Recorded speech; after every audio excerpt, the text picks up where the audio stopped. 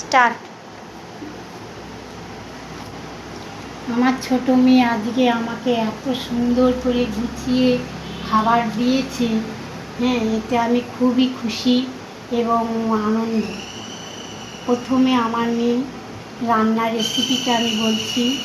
ও রান্না করেছে ওই আলুর চোকলা বাটা, রসুন, কালো জিরে, শুকনো লঙ্কা দিয়ে বেটেছে, ভেজে বেটেছে। তারপরে হচ্ছে ভেন্ডি ভাজা, আলু মাছের ডিম ভাজা, তারপরে পোস্ত, ঝিঙে আলু পোস্ত, মাছের ঝোল আর চাটনি, আমের চাটনি, এবং আমও দিয়েছে খাবারের পাতে। এই গরমের সময় এই খাবারটা খুবই প্রয়োজন এবং সব মায়েরাই চায় যে মেয়ে ছেলেমেয়েরা একটু যাতে আমাদের দেখাশোনা করে এবং সুন্দরভাবে খেতে গুছিয়ে দিলে ভালো লাগে। এটাই হচ্ছে, এটা দিলে মায়েদের একটু মনটা খুশি থাকে, আনন্দ প্রত্যেক থাকে। সন্তানকে এই বার্তা দিচ্ছ তুমি?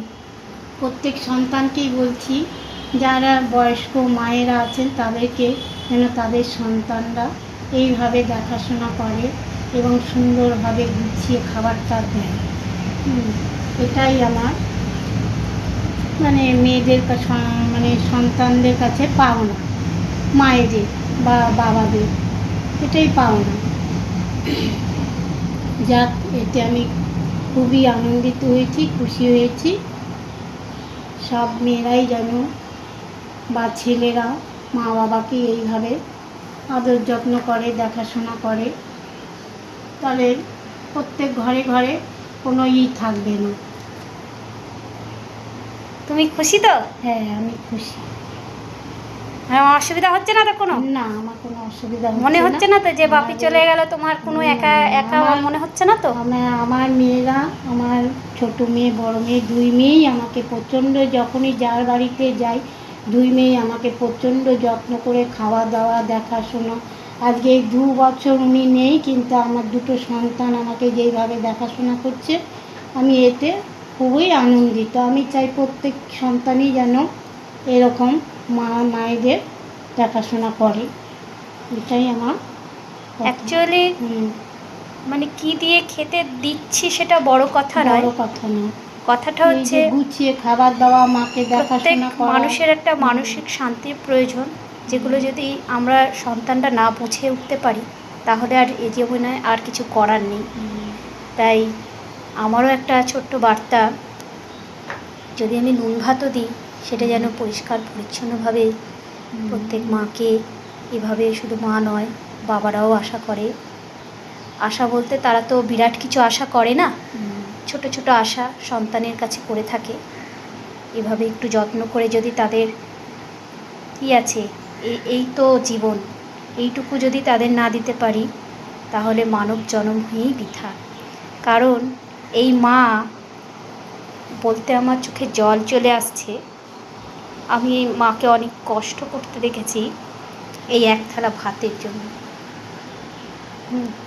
আর এই মা, প্রত্যেক মাই তার গর্ভে ধারণ করে যে বাচ্চা 4 কেজির মতন, সেটা বহন করে। এবং শুধু তা নয়, প্রত্যেকটা দিন মুহূর্ত সময় খুবই, মানে যাদের বাড়ি বাচ্চা আছে আমার বলতে ভীষণ বাদো বাদো লাগছে, বলতে পারছি না, আমার চোখে জল এসে যাচ্ছে। আমি যেদিন মা বাড়িতে আসে সেদিন খুবভাবে মনে প্রাণে চেষ্টা করি মাকে কিছু একটা মায়ের জন্য করে উঠতে পারি না, সময়ও আমি দিতে পারি না, তবে চেষ্টা করি মায়ের জন্য কিছু করার।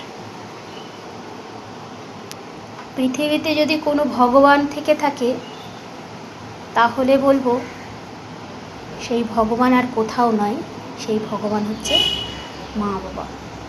আমরা মা বাবাকেই অবহেলা করি বলে আমরা সেই ভগবানকে দেখতে পাই না।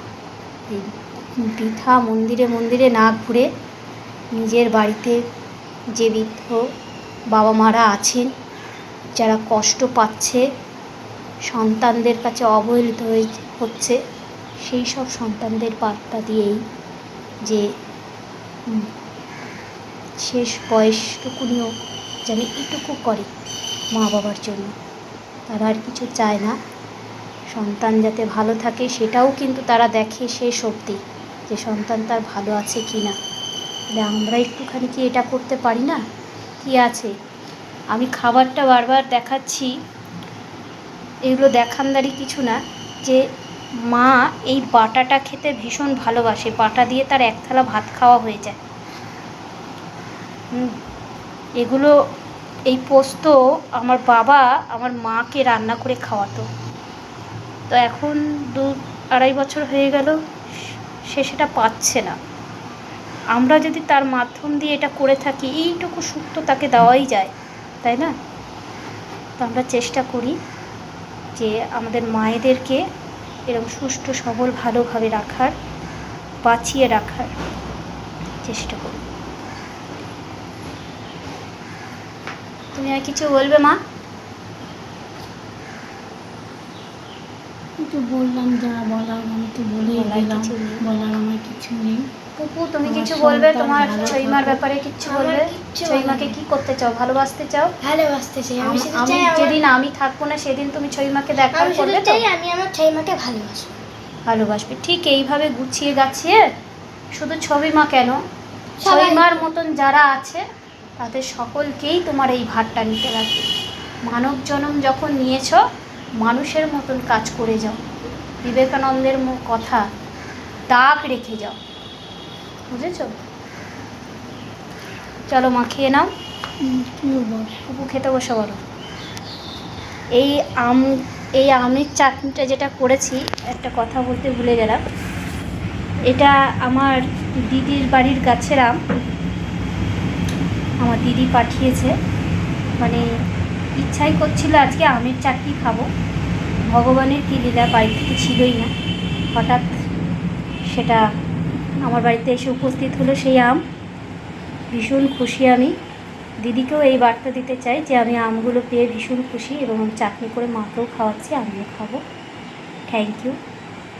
আরও কটা যদি আম পাঠিয়ে দিতে পারো তাহলে আমি একটুখানি আমের আচার বানাতে পারি।